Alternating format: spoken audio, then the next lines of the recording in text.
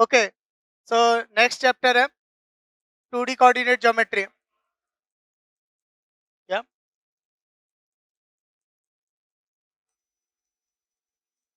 2D coordinate geometry, तो 2D coordinate geometry में it's a two dimensional. तो two dimensional horizontal line is x axis, vertical line is a y axis. Horizontal line is the x-axis, vertical line is the y-axis.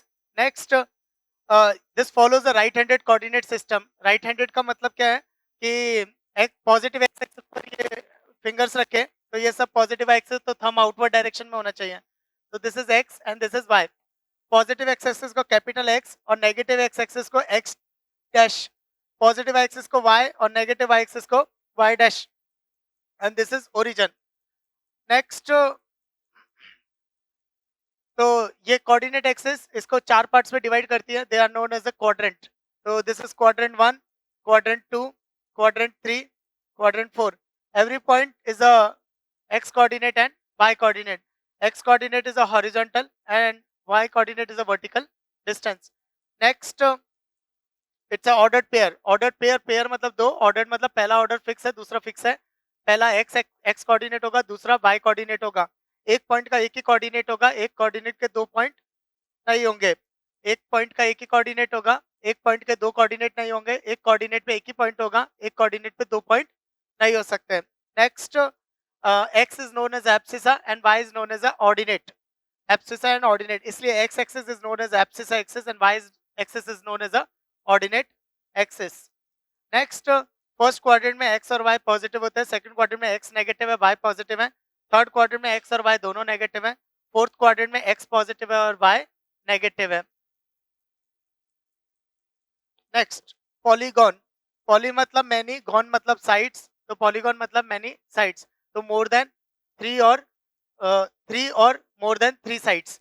तो three sides पे बनता है triangle, four side पे बनता है quadrilateral, five side पे बनता है पेंटागन। तो ऐसे एन साइड्स, तो there is a n sided polygon. Next, polygon भी दो तरह के होते हैं, एक होता है कॉन्वेक्स पॉलीगॉन और एक होता है कॉनकेव पॉलीगॉन। हमारे सिलेबस में जो है वो कॉन्वेक्स पॉलीगॉन है। अगर कभी क्वेश्चन कॉनकेव पे जाएगा तो क्वेश्चन मेंशन करेगा या फिर उसमें इंफॉर्मेशन देगा, लेकिन ब्लाइंडली हम जो बनाते हैं वो कॉन्वेक्स पॉलीगॉन ही बनाते हैं। Convex polygon and concave polygon, तो क्या फर्क है इन दोनों में? तो convex polygon, whenever we take two adjacent vertices, तो उसको ज्वाइन करने वाली line, the remaining vertices lie on the same side.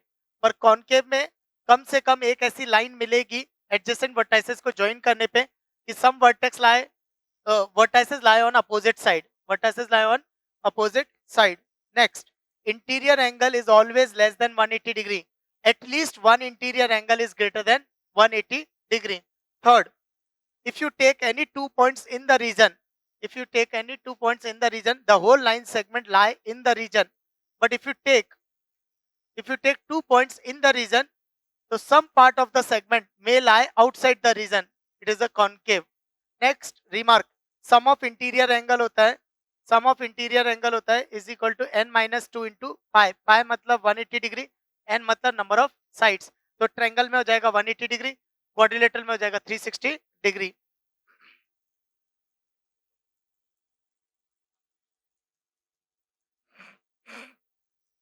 Next, regular polygon से रिलेटेड कुछ चीजें पता होनी चाहिए, तो वो थोड़ा सा डिस्कस कर लेता। रेगुलर पॉलीगॉन क्या होता है? The all sides are equal, all sides are equal, और ऐसा भी समझ सकते हो side subtends equal angle at centre, side subtend equal angle at centre. Next, centre पे कितना एंगल सबटेंड होगा? तो टोटल एंगल होता है 2 पाई, टोटल एंगल होता है 360 डिग्री यानी 2 पाई। तो एक एंगल कितना होगा? तो टोटल कितने एन साइड है, एन ट्रायंगल्स हैं, तो एक एंगल कितना होगा? 2 पाई अपॉन एन। तो दिस इज थीटा, तो मैं इसको थीटा कंसीडर कर रहा हूँ, तो theta is equal to 2 pi by n. अब कुछ क्वेश्चंस बनते हैं। इन सर्किल, इन सर्किल का क्या मतलब होता है? वो सर्किल जो सारे साइड्स को अंदर से टच कर रहा है, सारे साइड्स को अंदर से टच कर रहा है, तो उसका रेडियस बताओ, उसका रेडियस बताओ। तो कैसे बताएंगे? अगर वो सर्किल अंदर से टच कर रहा है तो दिस इज अ ट्रायंगल, ये हो जाएगा थीटा, और यहाँ पे ये टच कर रहा है सर्किल, तो ये जो परपेंडिकुलर जाएगी, ये परपेंडिकुलर जाएगा, तो ये क्या होगा? इन सर्किल का रेडियस होगा, तो उसको आर से डिनोट कर दिया। ये एंगल कितना हो जाएगा, हाफ एंगल हो जाएगा θ/2, क्योंकि ये आइसोसेलेस ट्रायंगल है तो ये परपेंडिकुलर है तो हाफ एंगल θ/2। नेक्स्ट, तो अपने को क्या क्या पता है, अपने को पता है साइड ऑफ द पॉलीगॉन, तो ये हाफ हो जाएगी a/2। अपने को थीटा पता है और आर मुझे निकालना है, तो मैं वो ट्रिगो यूज करूंगा जिसमें परपेंडिकुलर होगा और बेस होगी, तो 10, तो 10 θ/2 is equal to perpendicular upon base, तो आर कितना आ जाएगा a/2, 10 θ/2 मतलब कॉट θ/2, तो ये इन रेडियस का फॉर्मूला हो गया। फिर एक और बनता है सरकम सर्कल, सरकम सर्कल बाहर से जाता है, सरकम सर्कल बाहर से जाता है, circumcircle passes through the vertices, तो सरकम सर्कल बाहर से जाता है, circumcircle passes through the vertices, तो इसकी रेडियस निकालनी है, तो वो रेडियस कौन होगी, ये होगी, दैट इज आर, यानी ये, तो सरकम रेडियस, तो मैं वो फॉर्मूला यूज करूंगा जिसमें हाइपोटेनस हो और परपेंडिकुलर हो, तो हाइपोटेनस और परपेंडिकुलर तो हो गया साइन, तो sine θ/2 is equal to perpendicular upon hypotenuse, तो ए बाई, तो कैपिटल आर चाहिए अपने को, तो कैपिटल आर a/2 साइन θ/2 नीचे जाएगा उसका रेसिप्रोकल कोसेक θ/2, तो this is a circum radius. ये कई क्वेश्चन आए हैं इस पे, बहुत रेगुलर पॉलीगॉन पे। कॉम्प्लेक्सिटी कब बढ़ेगी, जब ये इरेगुलर पॉलीगॉन होगा, इरेगुलर पॉलीगॉन मतलब एंगल कुछ भी सबटेंड हो रहे होंगे, साइड लेंथ कुछ भी हो रही होंगे।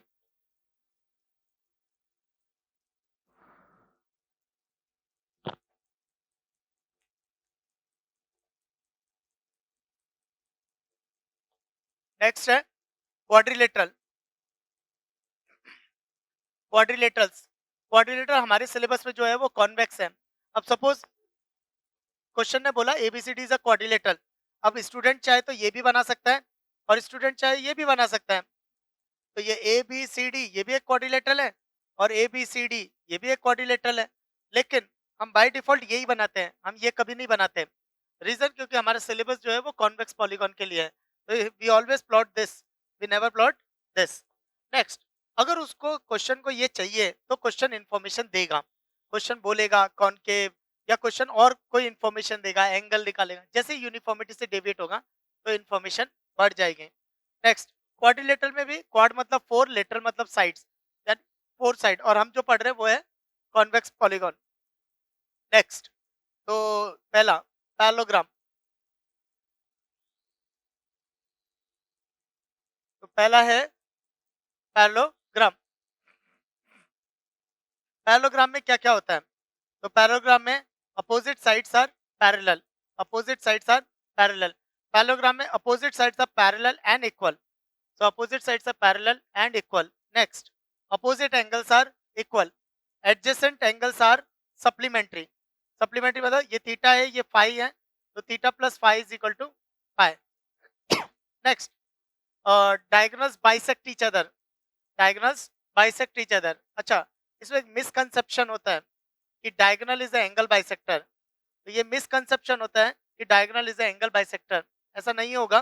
क्यों, अगर मान लो ये दोनों एंगल बराबर है, ये थीटा है ये थीटा है, तो ये पैरेलल है तो अल्टरनेट एंगल भी थीटा होगा, तो ये दोनों थीटा है तो ये आइसोसेलेस होना चाहिए, और पैरेललोग्राम में ये दोनों साइड बराबर हो तो ये जरूरी नहीं है, तो ऐसा कब होगा, तो ऐसा कब होगा जब ये दोनों साइड बराबर होंगे, if all sides are equal then it is a rhombus, तो रोम्बस के केस में डायगोनल एंगल बाइसेक्टर होती है। नेक्स्ट है रेक्टेंगल एंड रोम्बस। पैराग्राम के सारी कंडीशन रेक्टेंगल के अंदर भी होंगी, पर रेक्टेंगल में कुछ और एक्स्ट्रा कंडीशंस भी होंगी। एडजेसेंट साइड के बीच का एंगल 90 डिग्री होगा, एडजेसेंट साइड के बीच का एंगल 90 डिग्री होगा। रोम्बस में क्या होगा, all sides are equal, rhombus में all sides are equal. Next, ये मिसकंसेप्शन रहता है कि रेक्टेंगल में डायगोनल इज एंगल बाइसेक्टर, तो रेक्टेंगल में डायगोनल एंगल बाइसेक्टर नहीं होती, वो कब होगी, जब रोम्बस होगा। नेक्स्ट, रोम्बस में diagonals are perpendicular bisector, rhombus में diagonals are perpendicular bisector. Next, square, square होता है rectangle plus rhombus, rectangle plus rhombus.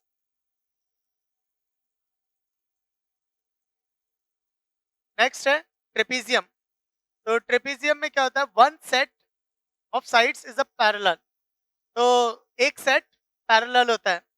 Next ये कंफ्यूजन रहता है कि क्या क्या सारे पैलोग्राम ट्रेपेजियम है कि नहीं, क्योंकि पैलोग्राम में 2 सेट रहते हैं, ट्रेपेजियम में 1 सेट रहता है। तो एक्चुअली ये डाउट रहता है कि क्या पैलोग्राम ट्रेपेजियम है। तो एनसीईआरटी में दे रखा है 8th में कि ऑल पैलोग्राम आर ट्रेपेजियम। तो 1 सेट और 2 सेट भी हुआ तो भी चलेगा। नेक्स्ट एरिया ऑफ ट्रेपेजियम वो होता है half sum of parallel sides into distance between parallel sides, distance between parallel side. Next है आइसोसेलेस ट्रेपेजियम, उसमें base angles are equal. Isosceles trapezium में base angles are equal. Next है kite. Kite होता है कि diagonals are perpendicular to each other, diagonals are perpendicular to each other and एक diagonal region को 2 equal areas में divide करेगी, तो ये दोनों इक्वल एरियाज होंगे। नेक्स्ट है साइक्लिक क्वाड्रिलेटरल।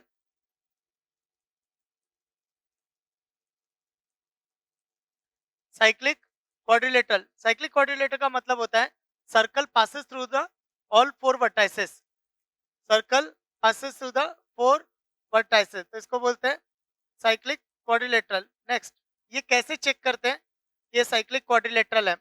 तो method 1 opposite angles are supplementary, मतलब ये थीटा है ये फाई है, तो theta plus phi is equal to phi. Method 2 ABCD अगर कॉन्साइक्लिक है तो एबीसी पे जो एंगल सबटेंड करेगा डी पे भी वही एंगल सबटेंड करेगा, तो angle subtended by chord AB at C is equal to angle subtended by chord at D। Method 3 अगर एबीसीडी कॉन्साइक्लिक है तो कोई सी भी 2 पॉइंट को ज्वाइन करने वाली लाइन जहां पे इंटरसेक्ट करेगी तो product of the segment is equal to से equal, product of the segments are equal. तो PA into PC is equal to PB into PD, इसको बोलते हैं पावर ऑफ पॉइंट। तो PA into PC is equal to PB into PD, तो इसको बोलते हैं product of segment are equal, तो which is known as the power of point. ये पॉइंट बाहर भी हो सकता है, अंदर भी हो सकता है, सर्कल पे भी हो सकता है। नेक्स्ट फिर ऐसा भी कर सकते हैं कि 3 पॉइंट से पास होने वाले मेथड 4, 3 पॉइंट से पास होने वाले सर्कल की इक्वेशन निकालो और चौथा पॉइंट अगर उस इक्वेशन को सेटिस्फाई कर रहा है, 3 पॉइंट से पास होने वाले सर्कल की इक्वेशन निकालो। कैसे निकालेंगे? Let the equation of circle x square plus y square plus 2gx plus 12y plus c equal to 0। तो ये 3 पॉइंट से पास कराएंगे, GFC की वैल्यू आएगी तो सर्कल की इक्वेशन आ जाएगी। चौथा पॉइंट अगर उस इक्वेशन को सेटिस्फाई कर रहा है तो वो सर्कल पे लाई कर रहा था, चौथा पॉइंट अगर सेटिस्फाई नहीं करेगा तो वो सर्कल पे लाई नहीं करेगा। नेक्स्ट है सम स्पेशल पॉइंट्स। तो पहला centroid, centroid is denoted as capital G। Centroid क्या होता है? सेंट्रॉइड होता है मीडियन का इंटरसेक्शन पॉइंट, मीडियंस का इंटरसेक्शन पॉइंट। मीडियन क्या होता है?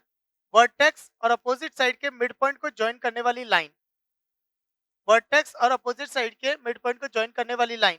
तो ऐसे तो 3 वर्टेक्स हैं और 3 अपोजिट साइड हैं, तो 3 वर्टेक्स तो 3 मीडियंस, 3 मीडियंस और 2 लाइन हमेशा इंटरसेक्ट करती है, और तीसरी लाइन चाहे तो ट्रायंगल बना सकते हैं या फिर वो कॉन्करेंट हो, but in a triangle the 3 medians are concurrent. इसको हम लोग प्रूफ भी कर सकते हैं, 2D से प्रूफ किया जा सकता है, इसको ज्योमेट्री से प्रूफ किया जा सकता है, इसको वेक्टर से भी प्रूफ किया जा सकता है। तो medians are concurrent, medians are concurrent, there is a special point and this special point is known as the centroid which is denoted as G। next centroid, median हमेशा ट्रायंगल के अंदर होती है, centroid हमेशा ट्रायंगल के अंदर होगा, centroid always lie inside the triangle। next centroid median को 2:1 में डिवाइड करता है, इसका ध्यान रखो, 2 वर्टेक्स से है और 1 साइड से है, तो ये 2:1 रेशियो में डिवाइड करता है, and centroid always lie inside the triangle। Next ortho centre, ortho centre को कैपिटल H से डिनोट करते हैं। ऑर्थो सेंटर होता है ऑल्टीट्यूड का इंटरसेक्शन पॉइंट, ऑल्टीट्यूड होती है वर्टेक्स से अपोजिट साइड पे परपेंडिकुलर, ऑल्टीट्यूड होता है the line perpendicular to the opposite side and passing to the vertex. ऐसे 3 वर्टेक्स होंगी, 3 ऑल्टीट्यूड होंगे और 3 altitude, all these 3 altitudes are concurrent. So in a triangle altitudes are concurrent, there is a special point and this special point is known as a orthocenter. Next, orthocenter can lie inside or outside.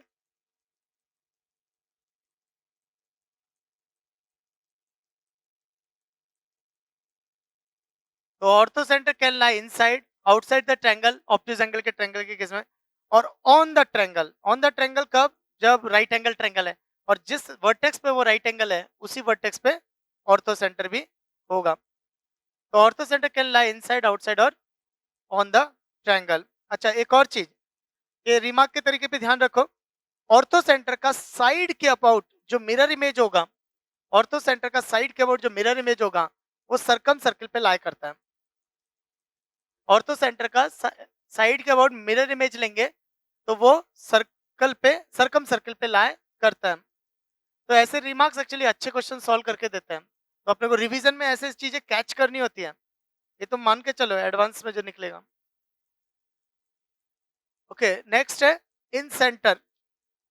In centre denoted as capital I. Incenter होता है angle bisector का intersection point. Angle bisector क्या होती है? Angle bisector होता है equal angle में divide करना, इक्वल एंगल में डिवाइड करना। पर इसकी एक और डेफिनेशन भी है, एंगल बाइसेक्टर के किसी भी पॉइंट से अगर परपेंडिकुलर डिस्टेंस निकालेंगे तो दे आर इक्वल। किसी भी पॉइंट से अगर परपेंडिकुलर डिस्टेंस निकालेंगे तो दे आर इक्वल। तो this is the property of angle bisector.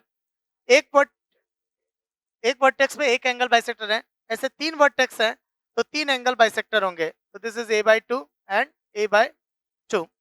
Next, 3 angle bisector concurrent, there is a special point and this is known as the incentre. अब इस point की खास बात क्या है? ये एक ऐसा पॉइंट है जिसका तीनों साइड से परपेंडिकुलर डिस्टेंस बराबर होगा। क्यों? क्योंकि ये वो पॉइंट है जो तीनों पे लाई कर रहा है और एंगल बाइसेक्टर पे लाई करने वाला पॉइंट का दोनों साइड से डिस्टेंस बराबर होता है।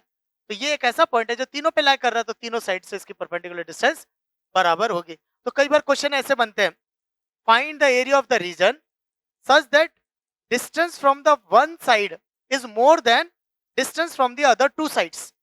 तो अब क्या हो रहा है, एंगल बाइसेक्टर वो है जिसका साइड से बराबर डिस्टेंस रहता है। अगर एंगल बाइसेक्टर के ऊपर गया, अगर एंगल बाइसेक्टर के ऊपर गया तो ए बी क्लोज हो जाएगा और BC दूर हो जाएगा। लेकिन अगर BI के नीचे गया तो BC क्लोज होगा, AB दूर हो जाएगा। तो वो कौन सा रीजन है जो एक साइड के क्लोज है पर दोनों साइड से दूर है? तो वो कौन हो जाएगा? BIC, half base into height. तो क्योंकि BI वो लाइन है जिसका दोनों साइड से बराबर है, ऊपर नीचे जाएंगे तो जिधर की तरफ जाएंगे उधर वो क्लोज हो जाएगा, दूसरे वाले से वो दूर हो जाएगा। नेक्स्ट, इन सेंटर एक ऐसा पॉइंट है जिसका तीनों साइड से परपेंडिकुलर डिस्टेंस बराबर है। This is denoted as in radius small r. This is denoted as r known as in radius. तो इन सेंटर को सेंटर और इन रेडियस को रेडियस मान के अगर सर्कल ड्रॉ करें तो वो तीनों साइड को अंदर से टच करेगा and this is known as a incircle, क्योंकि the circle completely lie inside the triangle, this is known as a incircle. Next, circle हमेशा ट्रायंगल के अंदर है, इन सेंटर हमेशा सर्कल के अंदर है, तो incenter always lie inside the triangle. Next, circumcenter. Circumcenter denoted as O। तो ये क्या होता है?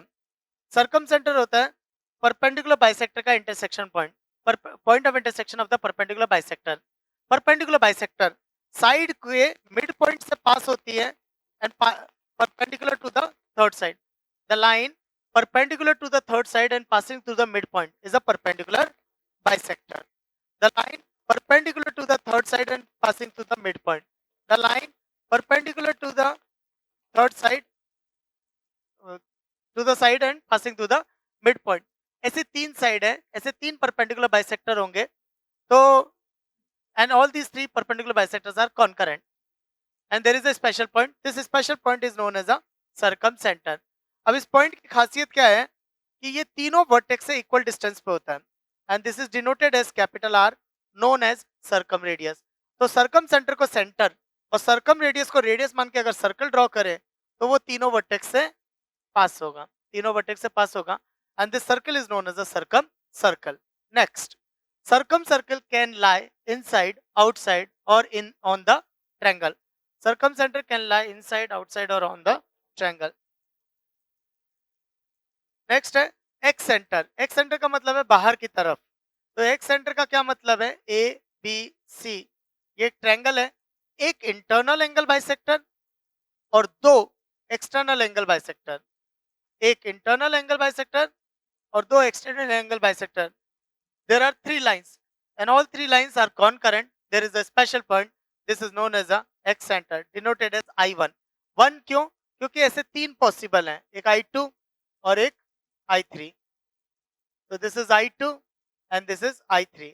So I1, I2, I3 are the X centers. Triangle formed by I1, I2, I3 is known as a X central triangle. Next, इस point की खासियत है कि ये तीनों साइड से इक्वल डिस्टेंस पर होता है.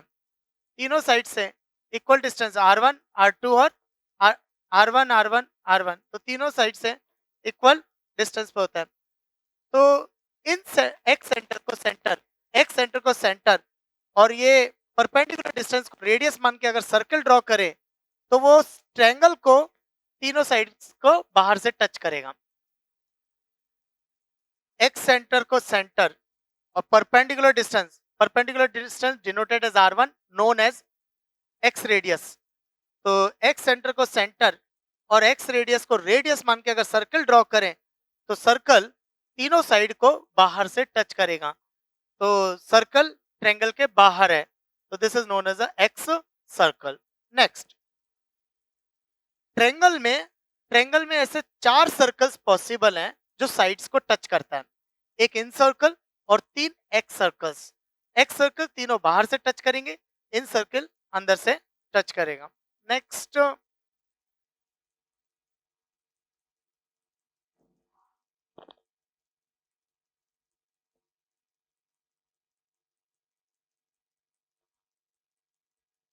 Next remark. This remarks are very powerful.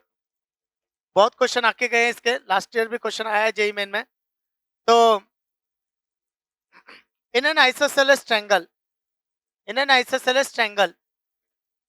जिस वर्टेक्स पे वो आइसोसेलेस है उस केस में altitude, median, angle bisector, perpendicular bisector वो एक ही लाइन होती है.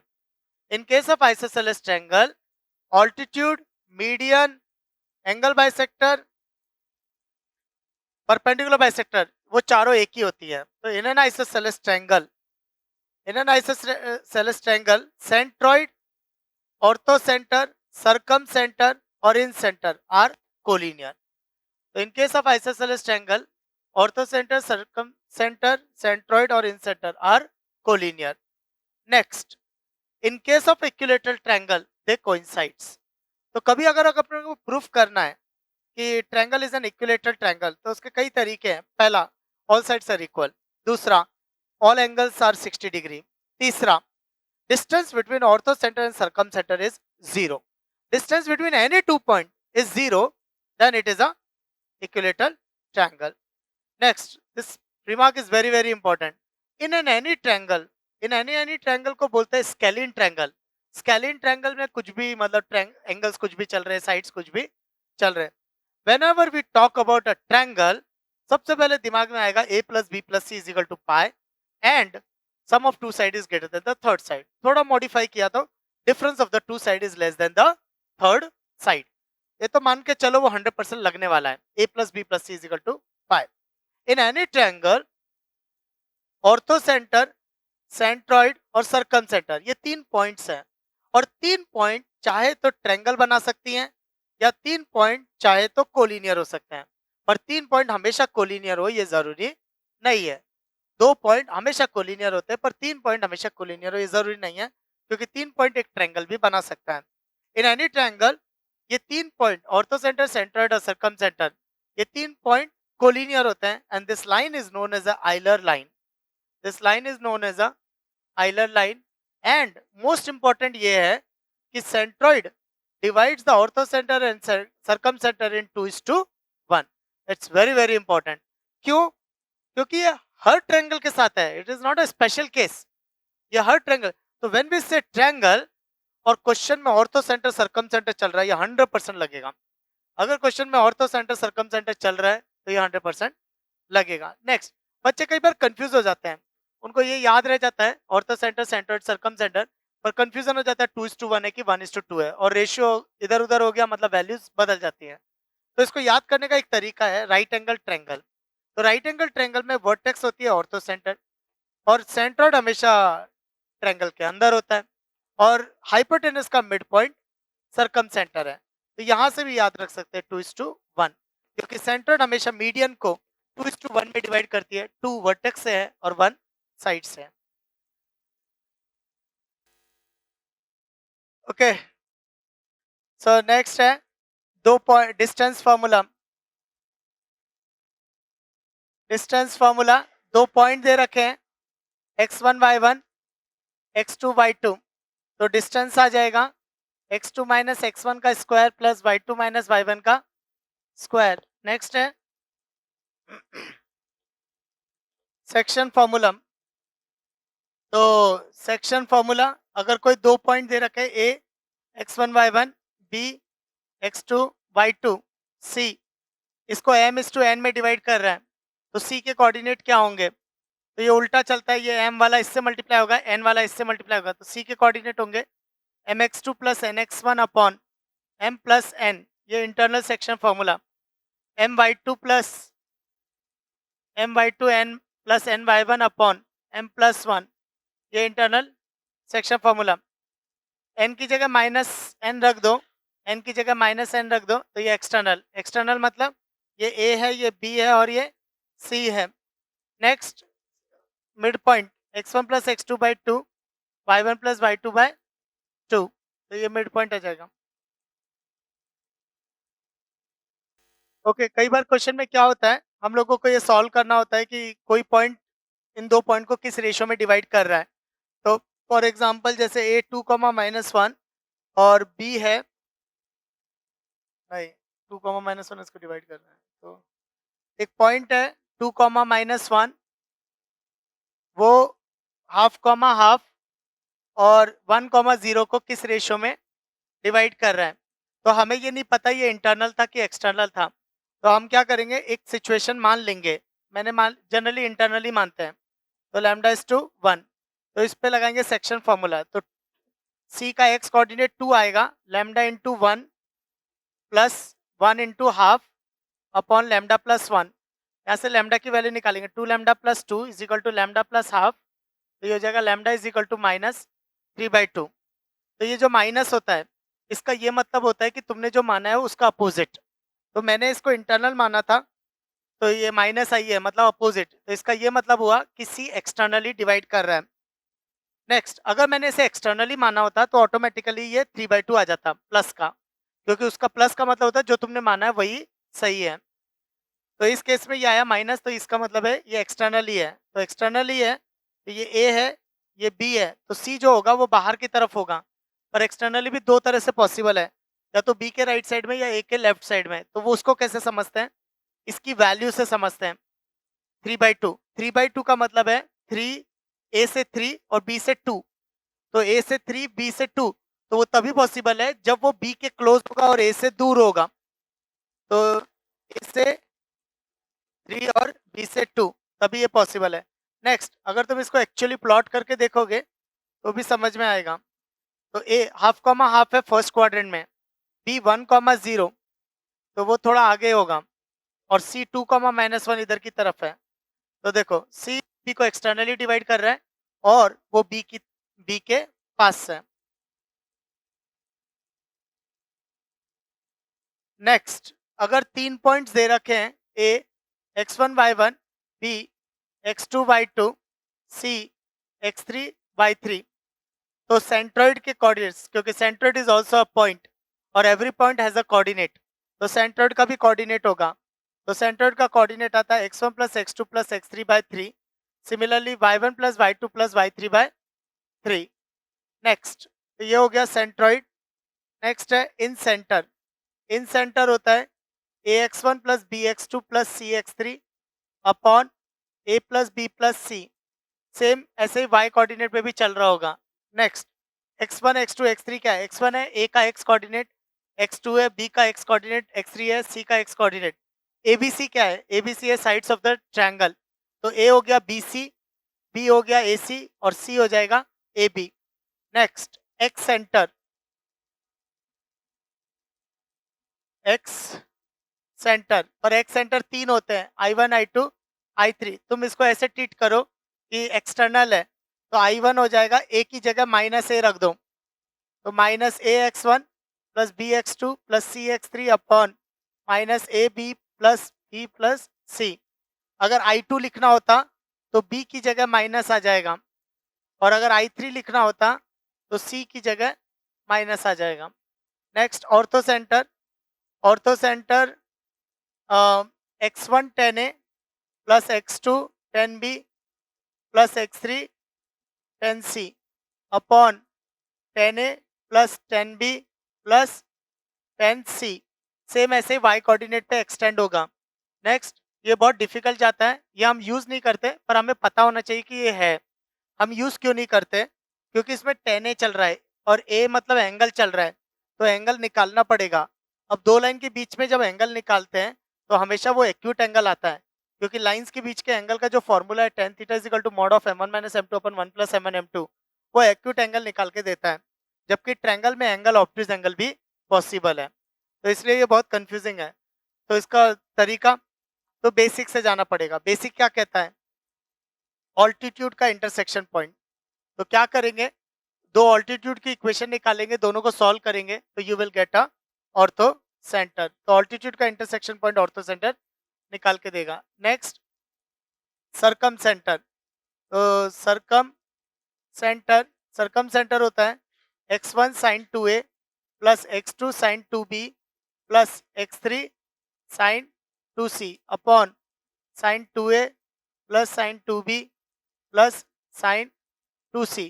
सेम ऐसे ही y कोऑर्डिनेट पे भी आ जाएगा। नेक्स्ट बस ये ध्यान में होना चाहिए कि ये सरकम सेंटर है, लेकिन हम इसे यूज नहीं करते। रीजन क्योंकि इसके अंदर एबीसी चल रहा है, और एबीसी जब हम निकालने जाते हैं तो वो एक्यूट एंगल निकल के आते हैं फॉर्मूले से। लेकिन ट्रायंगल में एंगल ऑब्ट्यूज एंगल भी हो सकता है। अगर तुम स्टिल इसको यूज करना चाहते हो तो पूरा ट्रायंगल एक्चुअली प्लॉट करना पड़ेगा, तुम्हें उसके ट्रायंगल के एक्चुअल एंगल्स फाइंड आउट करने पड़ेंगे, then you can apply the formula. ठीक है।